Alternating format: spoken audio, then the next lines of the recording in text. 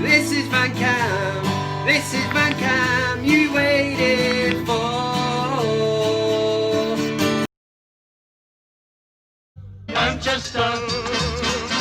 Manchester United.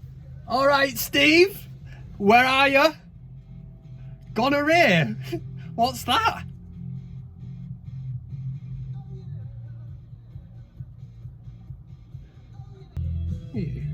I'm alive! I'm a man in the van. This is VanCam. I'm alive! How are you doing, everybody? It's Kev Ashford back for another episode of the ManUtd VanCam. Yes, here every week, Friday nights. This is what it's all about. Pin back your ears, crack open the beers. Got loads to get through this week. We're going to be having a brief look back at that dog shit result against Crystal Palace, and then into all the usual segments. So you got the big VanCam debate, CockStroker of the week, tweet of the week, and a look at a few of your comments. Hope everybody is well, and thank you for tuning in, and massive thanks to all the super chats over the last couple of videos, keeping Kev going down to that reasonably priced supermarket where you can get 4 cans of beer for a pound or something ridiculous anyway, but it's great. It's not the morning after you feel like shit.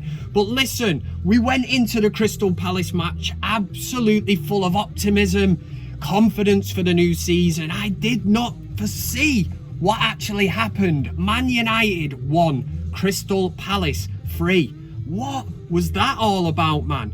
Honestly, it took me a night to sleep on it. I woke up the next day, I made this noise, the realisation that Man United had lost the opening game to Crystal Palace at Old Trafford. I've made that noise once before, I tell you now. I tell you what it was. It's when you get into a bath, a hot bath, and you dip your feet in first. Now, it's a bit of a false thermometer, that, because your feet are quite weather torn, they're quite hard, thick-skinned, so you don't get a proper feeling of the bath. But as you lower yourself down, you hold onto the side, the ball sack touches the water, and you sort of go, "Ah!" And that's exactly the noise that I made in the realisation that Man United had lost 3-1 on the opening day to Crystal Palace. It's thrown up probably more questions than answers. We wanted to get off to a good start this season, and we're going to have to do things the hard way, as we always do. But I think the performance of Lindelof, we have to be looking at getting somebody with pace and power put in next to Harry Maguire. I always get that wrong, don't I? Other issues on the pitch, Luke Shaw, we're going to be getting into that in the big VanCam debate. I'm going to be asking a question. We're looking at Brandon Williams and Luke Shaw, who you would choose at left back.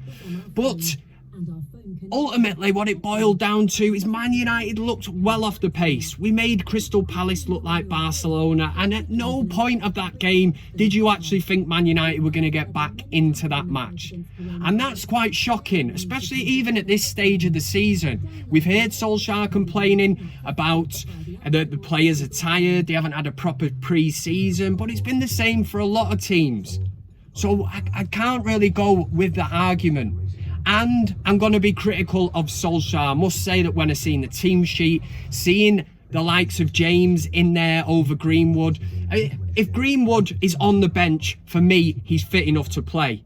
And against Luton, then, you know, we get a good result, but it's Luton. You know, we had to bring the big guns in towards the end to kill that match off. And also against Crystal Palace, you've got Wan-Bissaka on the bench and Fosu Mensah starting ahead of him. I just think, Solskjaer got it wrong. I'm going to go out and say that. I think his team selection, I don't know whether he took Crystal Palace for granted and thought, oh, we'll be sound, we'll win this one, we'll get off to a good start, and then I can start mixing my team up. It's the whole reason that I keep banging on that Man United need to get into that transfer window and do something.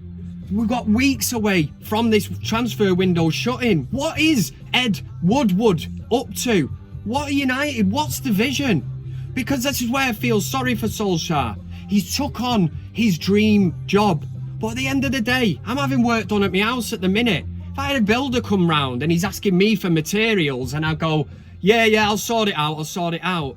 But if I don't give that builder the materials to do his job, he's just going to do a shit bodged up job, and he'll say, well, you didn't give me the materials to do the job, so I've just freestyled and done whatever.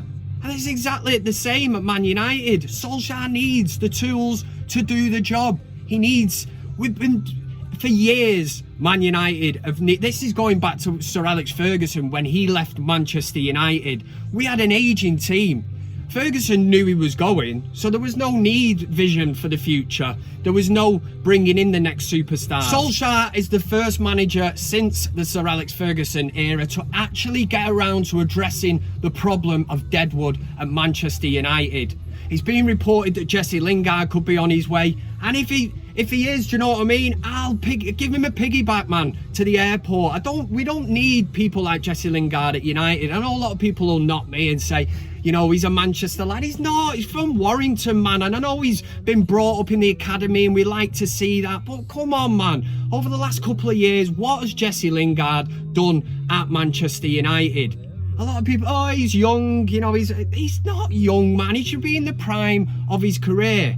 He's taken on Raiola as his agent. That tells me everything I need to know about Jesse Lingard's mindset. But Solskjaer is building for the future. We've got a great group of young players coming through. But like you had with the class of 92, you need experienced heads in and around these kids. You know, when we had Eric Cantona, the class of 92 looked up to him. We need players like we've got Bruno Fernandes. Pogba, again, it's questionable what kind of a season he's going to have. I think he had a really shocking start, passing his wayward, goals hiding. Fernandes wasn't his greatest game against Crystal Palace, but at least he wants to get on the ball, wants to make things happen. Donny van de Beek comes on.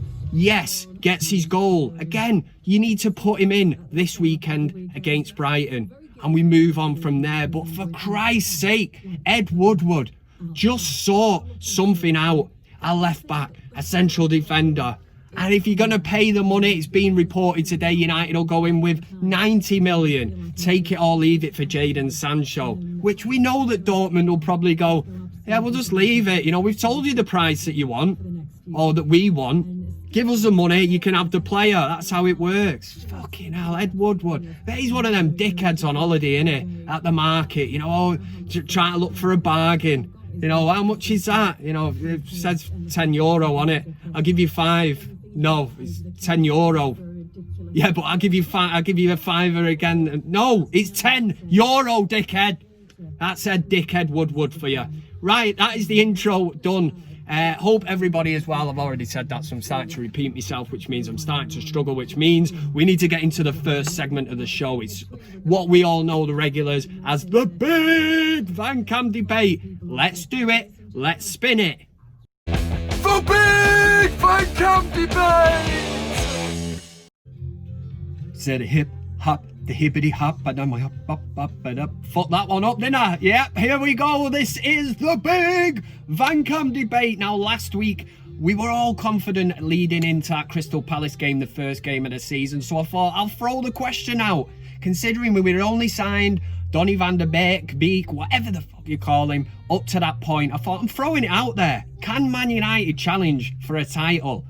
There was some fantastic comments in there, but I must say the majority of them were negative towards that question, and it's understandable. It's even more understandable now, the fact that after the first game getting 3-1 at home, that everybody is going to be negative towards that question. The comments probably showed there was a few that people have in there say, which is great, make sure you get involved, but 84% of the voting last week went with a resounding statement-wise. I don't know, does that make sense? Anyway, it was a no.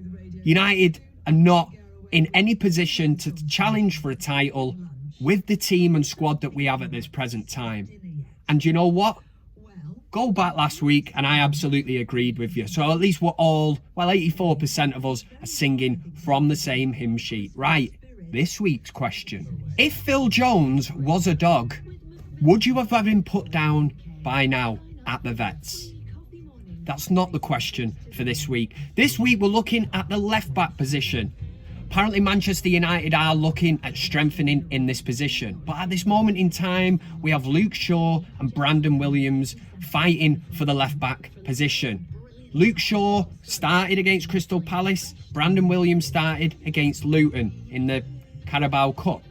Thought he played really, really well. So my question this week is, if we only have them two players and you're the manager of Manchester United, who is the left-back that you're taking into the trenches with you? Who's the one that you can rely on? Are you going with experience? The experience of Luke Shaw, who defensively is sound, but when he gets into the final third, a bit like Antonio Valencia, he cuts back, doesn't take much risks in that final third.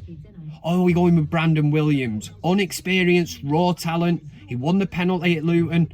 You know, he drives forward. He's always looking to attack. Energetic, can get up there and can get back. If you're asking me, my left back would actually be Brandon Williams. That's who I would choose if I was the manager. But I'm not. And you lot have to make a decision. Luke Shaw or Brandon Williams. And there is no... It was a good one, wasn't it? No sitting up on that fence. You sit up there, you're a sitting duck. And people are going to look to snipe you. Who wants that? Not me. Make a decision. Click on the community tab of the Man United YouTube channel and you'll be able... It'll all be there for you. You just click Luke Shaw or Brandon Williams. I've done the hard work. Yeah? Sound.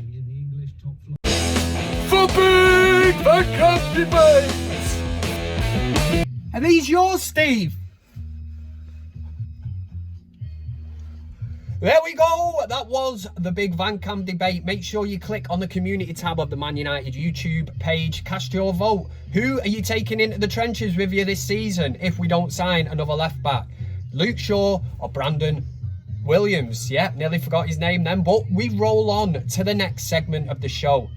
We know there's people out there on a daily basis being absolute whoppers. And that's the reason that I do a thing called CockStroker of the Week. Used to be called Wanker of the Week. But it's the same thing, man. Let's do it. It's CockStroker of the Week. CockStroker of the Week.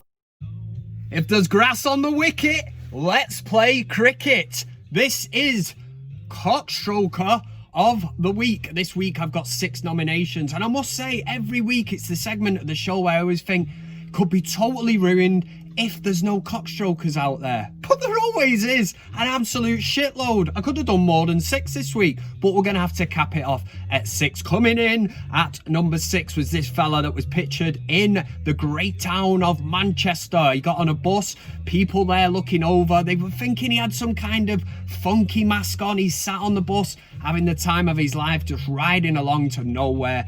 And it transpires that the thing that was actually round his mouth, blocking the airwaves and all that shit, was in fact Angel Di Maria. Yes, a bastard snake. Who wears a bastard snake round the mouth on a bus? One onlooker said, I thought it was a funky face mask until it started crawling round pole and going up roof and all that. I'm not into snakes, man, and I certainly don't like Angel Di Maria. But to be on a bus with a snake, wasn't there a film, Snakes on a Plane or something? Snakes on a bus, that'd be proper nightmarish. I got 5. Number 5 this week goes to Willian. This is because on signing for the Arsenal, he come out with this. When I talked with the manager, he told me he needed me for 3 years. It was that he first wanted to qualify for the Champions League and win it by the time he left. That's all I wanted to hear. What an absolute crock of absolute disgusting horseshit that is. He's winning the Champions League, Arsenal. So they're going to qualify for it this year and win it within the next 2 years before Willian leaves, yeah. Nothing to do with the 300 odd grand a week you're getting. Was that what attracted you to the Arsenal? What a load of shit. Number 4 goes to somebody that's made CockStroker of the Week a hell of a lot of times. It's Eddie Longbridge. Who's he? Exactly. Well, he come out anyway and said, Man United offering Jadon Sancho 340 grand a week while millions are unemployed and businesses are struggling just shows a complete lack of class and empathy towards the common man. Not my club. You look in at Eddie Longbridge, he's a man about town. He's a father of two, owner of his own car, and a big fan jeez, of Mikel Arteta and his sensational Arsenal team. We are the Arsenal, so he's an Arsenal fan. An Arsenal fan lecturing Man United on chasing Jadon Sancho and possibly giving him 340 grand a week. Is this the club that furloughed its staff? Arsenal, yeah, made loads of them unemployed. Arsenal, who pay the most, what is it, the highest season ticket prices in the Premier League. The team that signed Willian, giving 300 odd grand a week, just made Aubameyang the most expensive Arsenal player for the amount of money that he earns per week at the club. No one has ever earned that much money in the history of Arsenal. Yeah, shithouse. Number 3 goes to these shower of gobshites. TikTok. What's it all about, man? There's people out there that want to be TikTok famous, whatever the fuck that means. But this video come on my timeline on Twitter, and I looked on in horror, disgust. Run the video. Single man, reveal yourself. No like it, no like it. Oh, my name's Lewis Bridgewater and I'm from Kidderminster. Oh, definite like it. Everyone clap them off. Here they go to the Isle of Fernandos. They make love.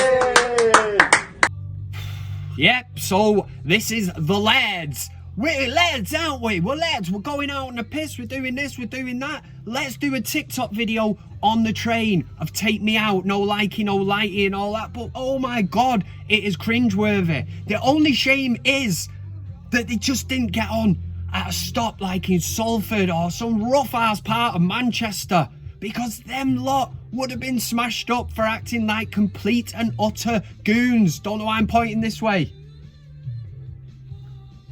Number 2, Sky Sports. And for this one, I smell a rat. And literally, because I'm convinced that it's a Liverpool fan working at Sky Sports that thought it would be an absolute mint idea to put up this show, yeah? I'm scrolling through Sky Sports, couldn't believe me mince pies. All of 14 of Man United's penalties in the 19-20 season. Watch all of Manchester United's record-breaking 14 penalties from the 19-20 Premier League season. It's a low blow. Absolute bollocks that is. Who's going to sit the record-breaking, do you know what I mean? Because we got 14 penalties in a season.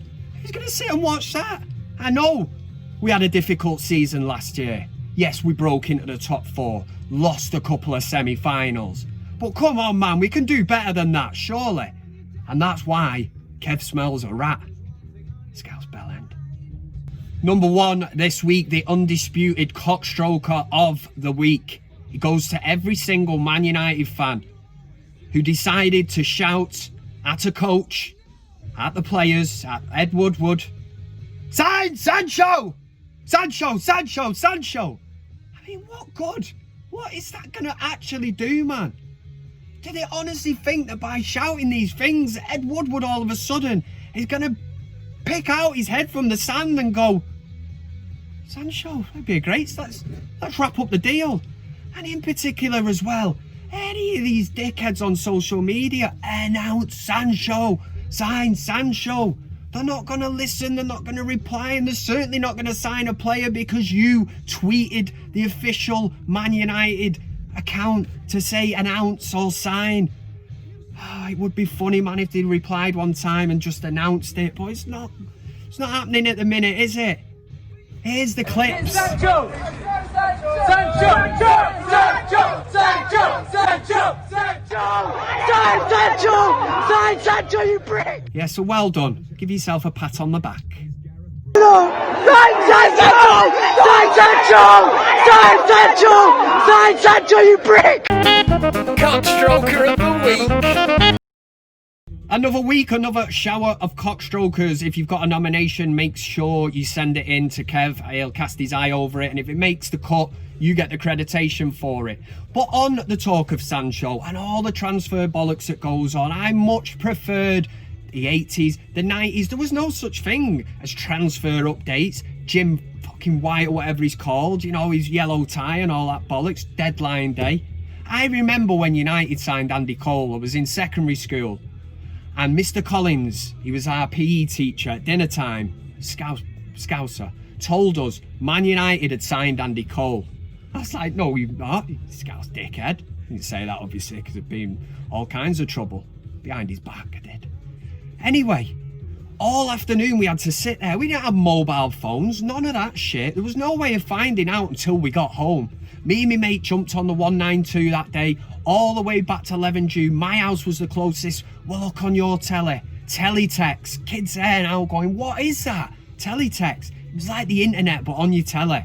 Home, boom, bang. Cole signs for Man United, 7 million. They were the days. That's what I loved. There was no speculation leading up to that. It just totally, boom, out of the water, done. Gillespie the other way. We've got Andy Cole. Here we go with Tweet of the Week. It's time for Tweet of the Week. Okay, so this is Tweet of the Week. There wasn't that much great stuff out there as I was casting my eye over the old Twitter, but 2 tweets in particular. Number 2 this week goes to football fights. This was a video put out of the legendary man himself, Cristiano Ronaldo. He was playing for Portugal. All the Portugal players come past a group of children who were stood there and don't really let on to them or do anything. But when Ronaldo comes past, he's the man. He knows the impression that he makes on him, that he's a role model. And within 10 seconds, if I spend 10 seconds with this lot, I will absolutely make their day, their life. And that's exactly what happened. You see Ronaldo going up, the little kid jumps out doing the ooh, whatever all that's about. Ronaldo loves it. And yeah, I just thought it was a really nice tweet, and for that reason it's going in at number 2 this week. Voilà. Samy, regarde, il Voilà, espera, deixa por aqui, espera.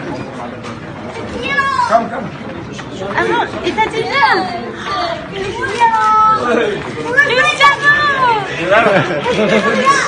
Thank you so much. És do Real?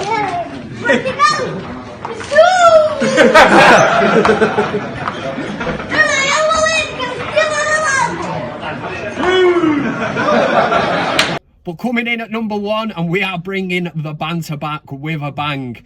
A tweet went out by Manchester United Snapshot. It said, Ryan Giggs takes a run through the back streets 1996. Now, I remember the picture well. I think Giggs had just signed his boot deal with Reebok. It was at the time. And obviously, I'm in the position to talk about Ryan Giggs because I was pictured with him 20 years apart. I'd like to keep it quiet and all that, but yes, away you go. But it was to one of the replies on this one of Giggs taking the run through the street in 1996. John Ferns, I tip my hat to you, even though I've not got one on. He simply copied himself in on this tweet, quoted the tweet and put, after scaling his brother's back wall. Oh, it's a low blow. It's Tweet of the Week.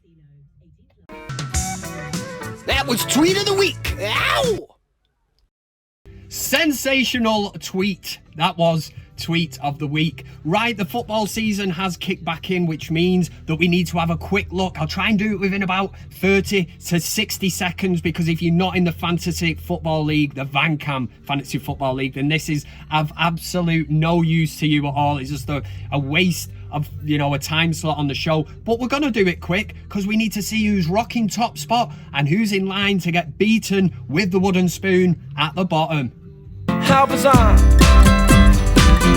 How bizarre! How bizarre! Yes, so the Man United VanCam Fantasy Football League is up and running. I think there's about 80 people in it, which is absolutely great. Costs you nothing. Gives you something to look forward to every week. You got to change your team and that. Rob O'Neill, 50 Shades O'Shea. Loving that one. He's rocking top spot. If you look at his team from last week, yes, he's made up points. He's got Rodriguez, Aubameyang, Calvert-Lewin, Kane, Ings. Yeah, he's proper pissed it, you know what I mean? I would have loved to have had that team. Even his keeper, for Christ's sake. sake, got 13 points.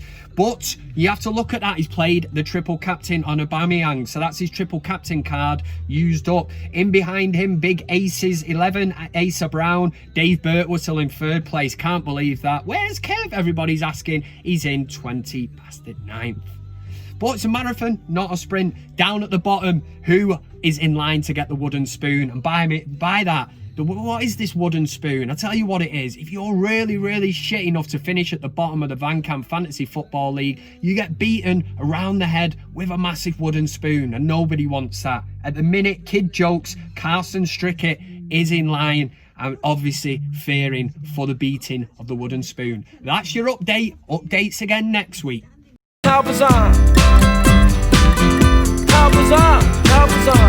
Fantasy Football League update done and dusted. Now we're going to have a look at a few of your comments. And for a change, usually I pick out random ones, read them out. I've logged on to the ManUtd VanCam YouTube channel, which I would advise everybody in the world to do, but they won't. Shower of bastards. There you go, look at that. Handsome bastard. And I'm going to go off the most liked comments for last week. So let's see how this one works out. Top comments.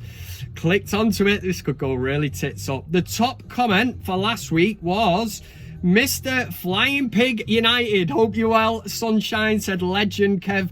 It's because my little lad had it on the other day. Gobshite. That was about the hard hat last week. It won't fit because he was fecking about with it. Hope you're keeping well, mate. When are we collabing? You have my digits. You don't have my digits, actually. You know how to find me. Slide into the DMs on Twitter and we will get that one sorted. Hope you are well, sister. Urban Vandal Clothing. This is the person responsible for sending the Eric Cantona T-shirt that I wear a hell of a lot. And you can get yours by clicking in the description if you want one. He said, brilliant as always. Darren Hopkinson said, welcome back, mate. Keep safe. I love this game. Said, world class. Kevin, Harry's team motivation left me speechless. Loving that. Hey, that was last week because I was doing my we're going to fucking do yes, you fucking fucker. That's not as good, but that was Harry Kane anyway. Chris Hardy said, good to have you back, bud. Robert Ingram said, I'm speechless, Super Kev. Losing to Hodgson hurt. It did hurt. It really did hurt. I'm not going to lie to you. Right, I'm going to dig off. I hope you've all enjoyed this episode. It does take a long time to put VanCam together, and it's for your pleasure. And obviously, if a super chat rattles in, I'm off down to, you know, the shop that sells the good stuff. And I mean beer, before anyone jumps on that, do you know what I mean? No crackhead. Right, United, Brighton, Saturday. Do we get the season off to a good start? I've not even got my VanCam hard hat. I'm going to have to wear the work one.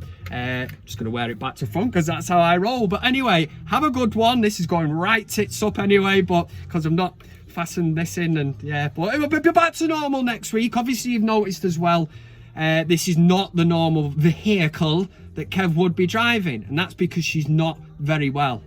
She's not got the corona. Well, I hope she's not anyway, but she's in. She's being looked after, and we should be back in proper business next week. Take care of yourself, drink in moderation, don't do anything that I wouldn't do. And for United at the weekend, come on, United! We're gonna fucking do this, right? We're gonna fucking score, fucking fuck. I said you love